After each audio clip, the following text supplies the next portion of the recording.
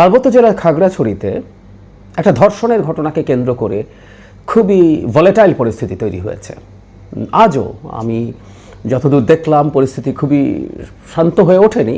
Apparently কোনো major খারাপ কিছু না ঘটলেও খুবই থমথমে পরিস্থিতি বিরাজ করছে এবং যে কোনো বাজে ঘটনা ঘটতে পারে। আমরা জানি যে ঘটনাকে কেন্দ্র করে নিরাপত্তা বাহিনীর গুলিতে 3 জন মানুষ মারা গেছেন, অনেকে আহত হয়েছেন। খুবই খুবই দুর্ভাগ্যজনক ঘটনা, কিন্তু ঘটনাগুলো ঘটছে। একজন পাহাড়ি কিশোরী ধর্ষণের কারণে, ধর্ষণের পরবর্তী ঘটনায় এই মানে কনসিকুয়েন্স হিসাবে এইগুলো ঘটছে। খুবই মর্মান্তিক, যে কোনো ধর্ষণের ঘটনাই মর্মান্তিক যেখানেই ঘটুক না কেন। কিন্তু এটাকে কেন্দ্র করে পরিস্থিতি যে জায়গায় চলে গেল এবং তার ভিত্তিতে যেসব বিষয় আমাদের সামনে আসলো সেগুলো নিয়ে কয়েকটা কথা বলা একটু দরকার।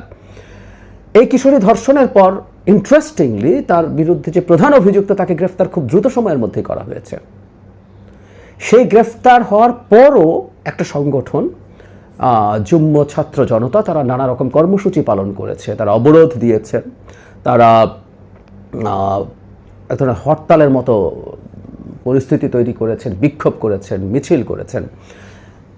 আমি বুঝি মানে একজন কিশোরীর ধর্ষিত হওয়ার ঘটনা কতটা ইমোশনালি আঘাত করতে পারে, কিন্তু আসলে এখানে এমন জটিল একটা পরিস্থিতি তৈরি হয়েছে যে এখানে আসলে ঠিক এটা একটা স্বতঃস্ফূর্ত প্রতিবাদ নাকি এর মধ্যে পরিকল্পিত কোনো অস্থিরতা তৈরির চেষ্টা আছে, সেই জিনিসটা আমাদের একটু মাথায় রাখতে হবে। এটা খুবই জরুরি। দীর্ঘদিন থেকে এই 3টা জেলায় পাহাড়ি বাঙালি টেনশন আসলে আছে। আমি এটা বলতে চাই যে হয়তো কোনো না কোনো ঘটনার ভিত্তিতেই এই টেনশনটা মাথা চাড়া দিয়ে ওঠে, কোনো কোনো ক্ষেত্রে এটা দায় না থাকলেও হয়ে ওঠে। ফলে যেটা হয়েছে এক ধরনের পাল্টাপাল্টি হামলার ঘটনা ঘটেছে স্থাপনার উপরে, কিন্তু এর মধ্যেও আবার প্রচুর গুজব, প্রচুর ফেক ছবি, প্রচুর ফেক ভিডিও ছড়িয়ে পড়ছে। এগুলো নিয়ে পরিস্থিতি আরও ঘোলাটে হয়ে উঠেছে। আমরা স্বরাষ্ট্র উপদেষ্টাকে কথা বলতে দেখলাম, তিনি বলছেন যে এটার সাথে ভারত এবং ফ্যাসিস্টের দোসররা জড়িত আছে। আমি মনে করি থাকতেই পারে বাংলাদেশে যেখানে যেখানে কোনো একটা কেওস তৈরির সম্ভাবনা আছে এবং এই কেওসটাকে আরও বেশি খারাপ করে তোলার সম্ভাবনা আছে, সেখানে আওয়ামী লীগ এবং তার টাকা কাজ করবে, সেখানেই ভারত কাজ করবে। এটা নিয়ে আমার কোনো ন্যূনতম কোনো দ্বিধার কিছু নেই। আর পাহাড়ে আমাদের আগে যখন ইনসার্জেন্সি ছিল তখন ভারত প্রত্যক্ষভাবে সেটা মদত দিয়েছে, এগুলো আমাদের জানা তথ্য। সুতরাং ভারত এখনকার প্রেক্ষাপটে বাংলাদেশকে চাপে রাখার জন্য এমন কিছু করবে না, এটা আমি মনে করি না। করতেই পারে, কিন্তু যেটা জরুরি প্রশ্ন, সরকারের এই কাজগুলো আসলে অনেক আগে থেকে বুঝে প্রিএমপ্টিভ স্টেপস নেওয়া দরকার। ঘটনা ঘটার পরও এমনভাবে পরিস্থিতি নিয়ন্ত্রণে নেওয়া দরকার ছিল যাতে অন্তত জানমালের ক্ষয়ক্ষতি না হয়। আমরা মর্মান্তিকভাবে 3 জন মানুষ মারা যেতে দেখলাম, সেই ঘটনাগুলো যেন না ঘটে।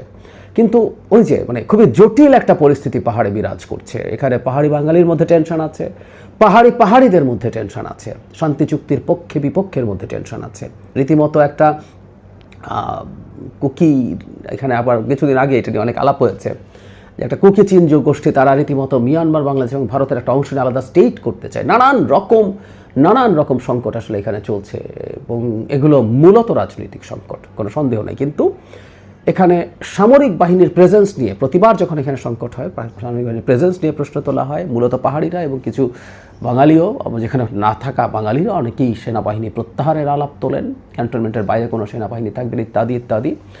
এখন পাহাড়ে যে পরিস্থিতি তৈরি হয়েছে, পাহাড়ের যে কোনোভাবেই হোক একটা বিভৎস অবিশ্বাসের পরিস্থিতি তৈরি হয়েছে।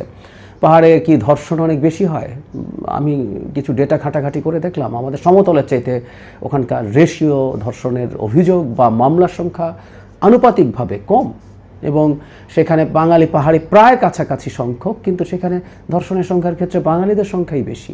এমন না যে পাহাড়িদের সংখ্যা সেখানে অনেক বেশি আছে, না, হত্যাকাণ্ডের সংখ্যা বা অন্যান্য অপরাধও অনেক বেশি না। কিন্তু যেটাই ঘটুক না কেন সেখানে আসলে এটাকে এক ধরনের রং চড়ানোর চেষ্টা করা হয় সাম্প্রদায়িক। এখানে সম্প্রদায় বলতে জাতিগোষ্ঠীগত, ধর্মীয় না, পাহাড়ি বনাম বাঙালি ফ্রেমিংয়ের চেষ্টা করা হয়। এবং বহু জায়গায় সে কার্যত আমাদের সরকারের কতটুকু নিয়ন্ত্রণ আছে এসব প্রশ্ন আছে, কারণ ওখানে এখনও হরদম অপহরণ চলছে, মুক্তিপণ আদায় চলছে।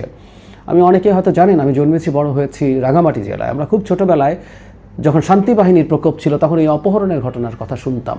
দীর্ঘদিন এগুলো বন্ধ ছিল, এগুলো আবার চালু হয়েছে। সুতরাং এই ভোলাটাইল প্রেক্ষাপটে সেনাবাহিনী এখান থেকে প্রত্যাহার করার কোনো প্রশ্নই আসে না, এটা ফুল স্টপ, এরপর আর কোনো আলোচনা নেই। কিন্তু এটাও জরুরি কথা, সেনাবাহিনী যখন অপারেট করছেন, সেনাবাহিনীর দিক থেকে কোনো মাত্রাতিরিক্ত বল প্রয়োগ কিংবা মানবাধিকার লঙ্ঘনের মতো কোনো ঘটনা ঘটছে কিনা সেটা খুব সিরিয়াস সার্ভেলেন্সের মধ্যে রাখা দরকার। আমি এটা বুঝতে প্রস্তুত আছি, একটা দেশের এরকম একটা অঞ্চলে সেনাবাহিনী মোতায়েন থাকবে এত ওয়াইড স্কেলে, এবং সেটা বেশ খানিকটা হলেও জনগণের জীবনযাত্রা, যে স্বাভাবিক যে জীবনযাত্রা, সেটাকে হ্যাম্পার করে। আমি এটা জানি, এটা আমি বুঝতে প্রস্তুত আছি, কিন্তু তারপরও আসলে কোনোভাবেই আমরা এই দাবিটা করতে পারি না। এই দাবিটা করা এবং এরকম কোনো পদক্ষেপ নেওয়া আমাদের জন্য একটা ঐতিহাসিক ভুল হবে। আমাদের পাহাড়ি এলাকার একটা বিরাট অংশের সীমানা, ভারত এবং মিয়ানমারের সাথে বিরাট একটা অংশের সীমানা ওয়েল ডিমার্কেটেড না, ওয়েল ডিফেন্ডেড না। এই রকম প্রেক্ষাপটে এটা আসলে হতে পারে না, বা পাহাড় আমাদের অভ্যন্তরীণ জায়গাতেও যে পরিস্থিতি তৈরি হয়েছে এখন, সেগুলোর প্রেক্ষাপটে আসলে এটা হওয়া উচিত না। খাগড়াছড়ি ঘটনা নিয়ে আমার মানে খুব স্পষ্ট করে আমি অনেক ঘাটাঘাটি করে দেখলাম যে কেন যুগ্ম ছাত্র জনতা এতটা, মানে প্রাথমিক যিনি অভিযুক্ত তাকে মুহূর্তের মধ্যে গ্রেফতার করার পরও এতটা তারা উত্তেজিত হয়ে ওঠে। এটা কি তাদের সেই পুরনো স্ট্রেস, যে পাহাড়ি বাঙালি যে সংঘাত, সেটাকে উস্কে দেয়া? সেটা যদি হয়ে থাকে সেটা খুবই ভয়ঙ্কর ব্যাপার।